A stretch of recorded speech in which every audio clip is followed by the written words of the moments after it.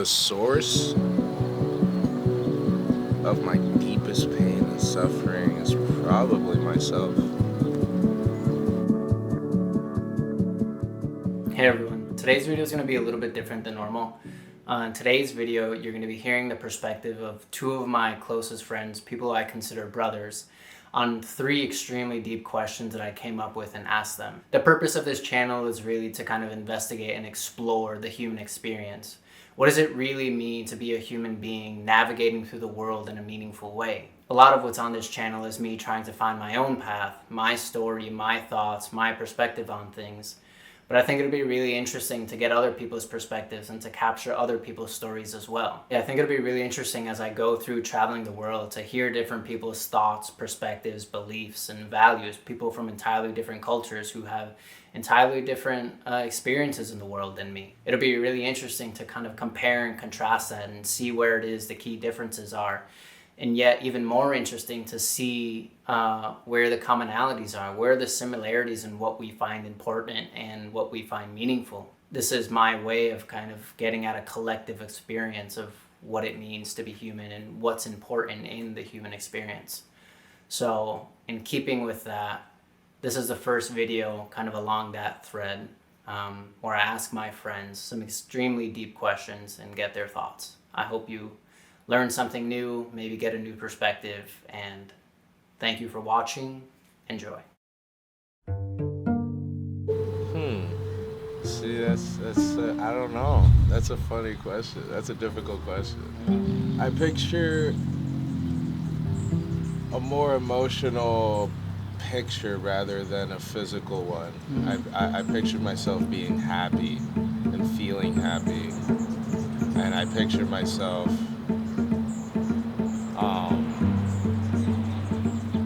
feeling loved and loving and being at the peak of my existence, being like in the heights of the best version I can be emotionally and spiritually within myself. That's pretty much the most blissful future I can picture. That's funny, and it is kind of a personal question because you kind of, it's like a secret life, which is, never thought of it like that. But I think what I think about the most when I go to bed is hitting the lottery, having like millions and millions of dollars, and I could help everybody. So I usually ask the question to people. This is kind of going on a tangent a little bit, but I usually ask people what would they do if they hit the lottery, like 400 million. A lot of people say they'll take their money and bounce. Whereas me, I would obviously handle all my stuff, handle the closest people around me, like they would have business, like they would be all set, you know? And then I would continue to work out like that, and I would even seek out people that I know are in my family tree and like try to help them. So I wouldn't give them millions of dollars, but I would give them like, you know, I would, like if they have debt, let's say they have like 300K in debt, like it would be cleared, and I'd give like trust funds for the kids. So when they become 18, they could go to college. So I think like I literally go to sleep and that's what I imagine, like that life, which is kind of funny. That's deep. The source of my deepest pain and suffering is probably myself. On a real level, probably myself. And that's just like probably not even my own fault, you know, in terms of just like who we are and what we can control. But I believe that I'm aware and conscious enough to see that most of the pain, source of pain, is induced by oneself.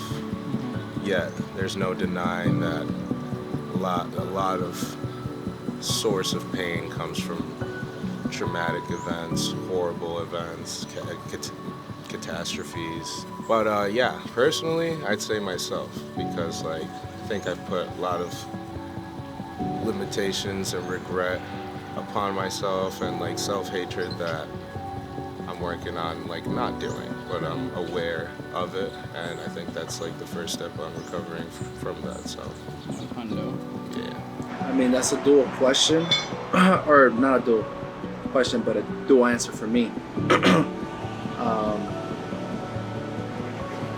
Because there's two aspects of my life where, you know, the level of suffering.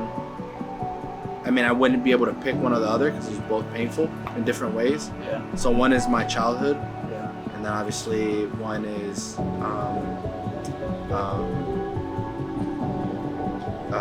you know, getting my heart broken by the person I thought was the one. But from my childhood, you know, just had some very like dark moments.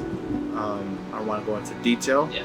but yeah, very dark moments in my childhood, and so being lost as a kid is very different than being lost as an adult. So yeah, so that's kind of Childhood trauma, Yeah. broken hearts. yeah. If I could ask God to see anything in the world, whether it's something like physical, in time, or just Inside of a black hole. a general knowledge, right, or inside of a black hole, the general knowledge of something, I would pick the general knowledge of existence in itself, which is basically what everybody really wants to know.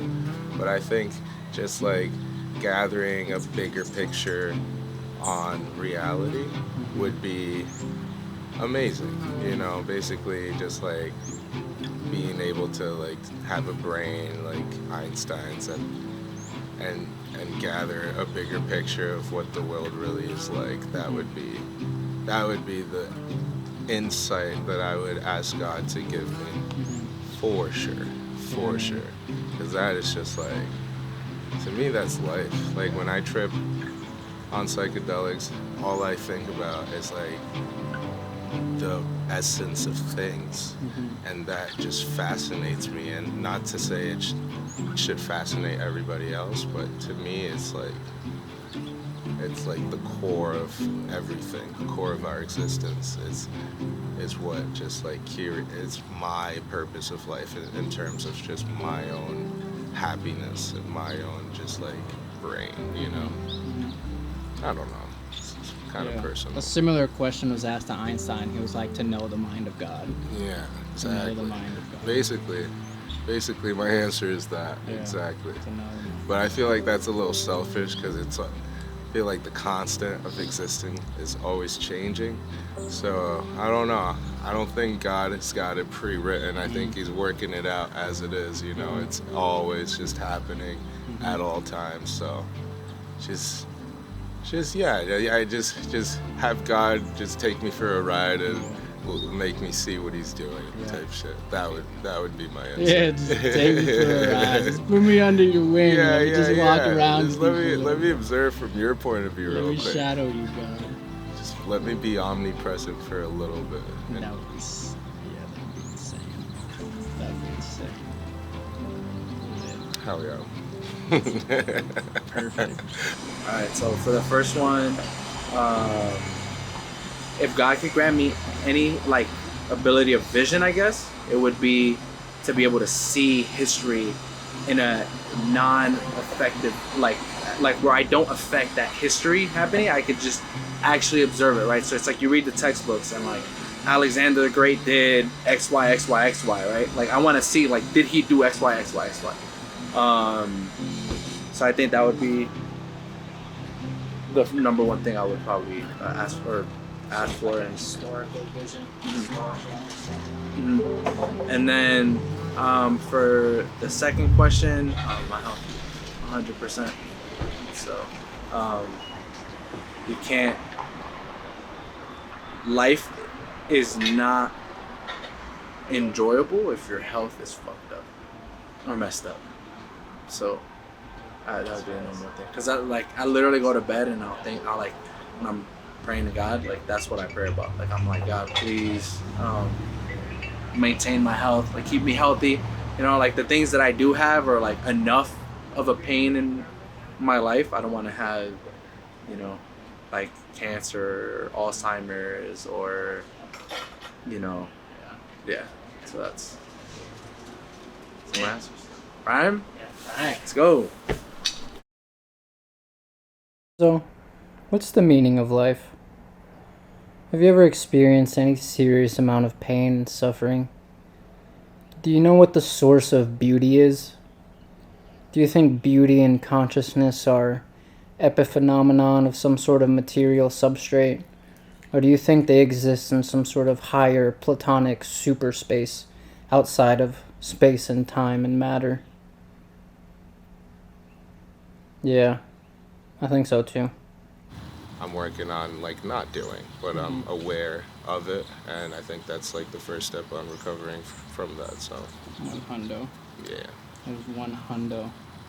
I feel like awareness is the most important thing. oh yeah, If you don't oh have yeah, awareness, you're fucking. If Even it- just like exactly. being aware of a problem almost absolves it to some degree of its own. Exactly, It just kind of like 100%. disentangles you a little bit, or just like gives you a little bit of distance from the thing. For sure, for sure. And I think like a source of like fear comes from that lack of consciousness, that like lack of awareness, that like the unknown, the not knowing. That's like scary. So like, in order to feel not powerless, basically powerful, or more in control of what you know of yourself, Yeah. awareness is where it's at. Keep that third eye open. Yeah.